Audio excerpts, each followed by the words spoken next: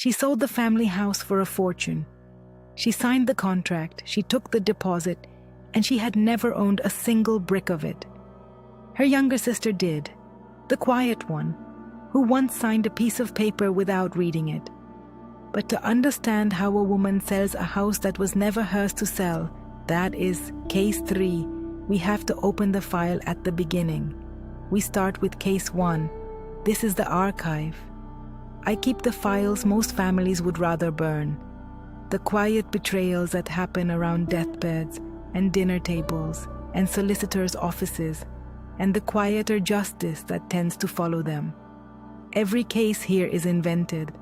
The names are fiction, the details are fiction.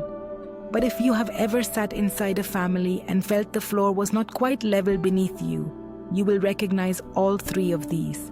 They get worse as we go. So we begin gently. Case 1, we'll call her Ruth. For 3 years, Ruth wrote to her mother, Eileen, every fortnight, and for 3 years, not one letter came back. The story the family told was simple, and it was cruel. Ruth had walked out after an argument about money, and a proud woman had let her go. Ruth's brother, Colin, lived 10 minutes from their mother and visited every day. Colin cooked. Colin drove her to the surgery. Colin sat with the neighbors and said, gently, that he had begged Ruth to come home, and that Eileen no longer asked after her. Everyone agreed Colin was a saint. Everyone agreed Ruth had a hard heart. Here is what none of them knew. Every month, for those same 3 years, a standing order left Ruth's account and landed anonymously in the account that paid for their mother's care. Because Ruth could not bear to be in the house, but could not bear for her mother to go without.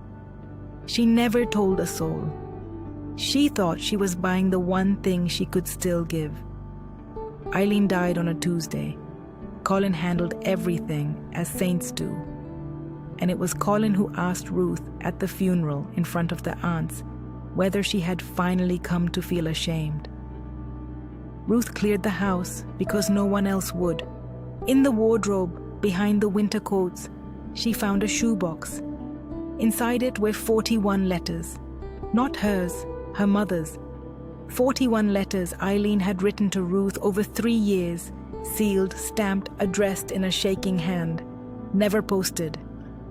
And underneath them, a smaller stack, held with a rubber band. Ruth's own letters, the ones she had sent, opened, read, and kept from the woman they were written to. The carer, when Ruth finally found her, was frightened and honest.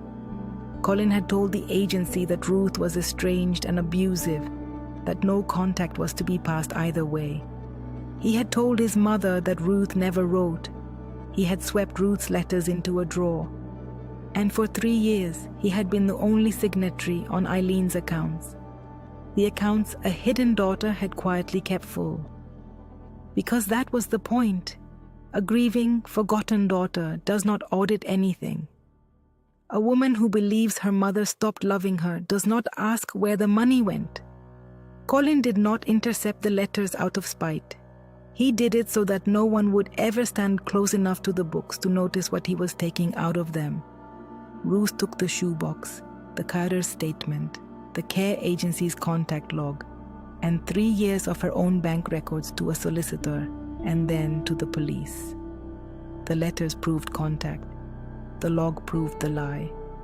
The records proved who had actually been paying. It is a slow, unglamorous kind of justice. An estate frozen, a caution, an investigation into the handling of a vulnerable adult's finances. But it arrived. Ruth got her mother back 3 years too late, in a shoebox, in her own handwriting. She reads 1 letter each fortnight now. She says it is the only way she has left to keep the appointment. She thought that was the cruelest thing one relative could do to another around a will. She was wrong, because at least Colin wanted his mother's love as cover. Case 2 is about a woman who did not wait for the body to be cold before she changed the locks, and the dead man who saw her coming. Case 2. We'll call the daughter Helen and the stepmother Diane. Helen's father, Gerald, married Diane late. He was 68, lonely 2 years after Helen's mother died, and Diane was warm and organized and very interested in the house. It was a good house, paid off. Gerald had built half of it with his own hands. Diane was pleasant to Helen for exactly as long as Gerald was well. When his heart began to fail, the warmth went out of her like a tide. Visits were suddenly not a good time. Phone calls went to a machine. And on the morning after Gerald died, before Helen had been told the time of the funeral, before the death was an hour old in any official sense, a locksmith's van was parked in the drive, and the locks on the house Gerald built were being changed. Diane's position was confident and she believed unbeatable. She was the surviving spouse. She lived there. Possession, she liked to say, was 9/10 of the law. She had already spoken to an estate agent. She told Helen, not unkindly, that there was nothing for her here and that it would be less painful for everyone if she simply grieved from a distance. What Diane did not know was that Gerald had not been a fool for a single day of his marriage. He had watched the same tide go out that Helen had. 18 months before he died, while he still had, on the record, full capacity, witnessed by his doctor and his solicitor, Gerald had quietly moved the house out of his own name and into a trust. Not to Diane, not even directly to Helen. Into a trust with one iron clause. The property could not be sold, transferred, or borrowed against for 2 years following his death, and Diane was granted the right to live in it during that time, but nothing more. Not the walls, not the deeds, not a single brick to sell. He had done it, his solicitor's file noted, in anticipation of pressure on the estate. Gerald had a phrase for it that the solicitor wrote down. He said he wanted to build a house that a locksmith could not open. The changed locks meant nothing. The estate agent meant nothing. Diane had taken possession of a property she was legally forbidden to convert into a single pound for 2 years, and by the terms of the trust, the day she tried, her right of residence ended.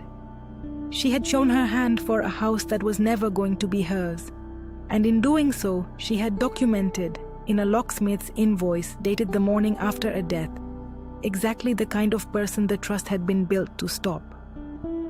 Helen did not need to fight. She only needed to wait, which, Gerald clearly knew, was the one thing his daughter had always been better at than anyone else in the family. Diane wanted the house for herself, at least. That is nearly honest, next to what comes now.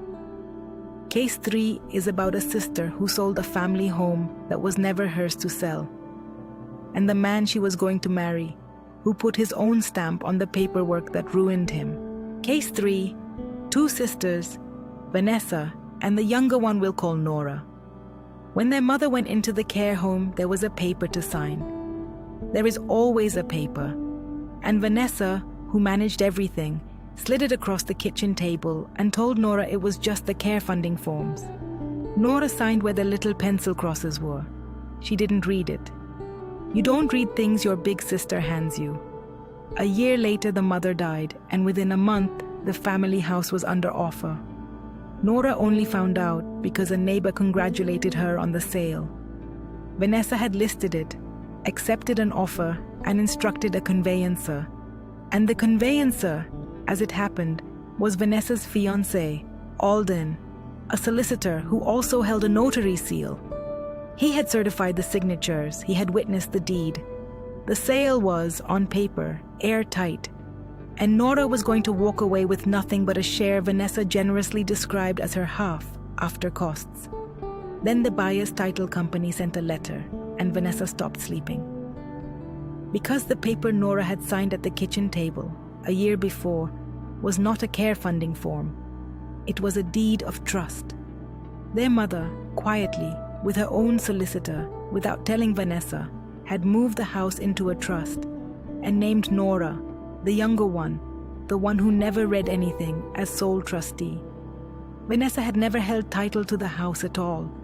She had sold something that was not hers. The offer she accepted was void. The deed Olden notarized transferred nothing, because there was nothing in her name to transfer. And Olden had made one professional mistake that could not be explained away. He had notarized a transaction in which his own fiancée was the seller and the beneficiary. A notary certifying his partner's interested deal is not a small thing. It is the kind of conflict that a licensing board reviews and does not forgive twice. The buyer's title company had not been threatening Nora. They had been warning her. The one paper Nora ever signed without reading turned out to be the one that made her the only person on earth who could ever sell that house. She never has. She says the house can fall down first. 3 cases. They got worse as we went, as I said they would. A brother who hid the letters, a stepmother who could not open the locks, and a sister who sold what was never hers to sell. I don't ask you to do anything with these. There is no vote, no side to take. I only keep the files. But I'll tell you what I have noticed, keeping them. In every single one, the person who was betrayed was underestimated, written off, thought to be nothing. And every quiet justice in this archive started the same way, with someone deciding that the quiet one was not worth watching. You may know a family exactly like one of these. You may be the quiet one in it. This is the first file in the archive.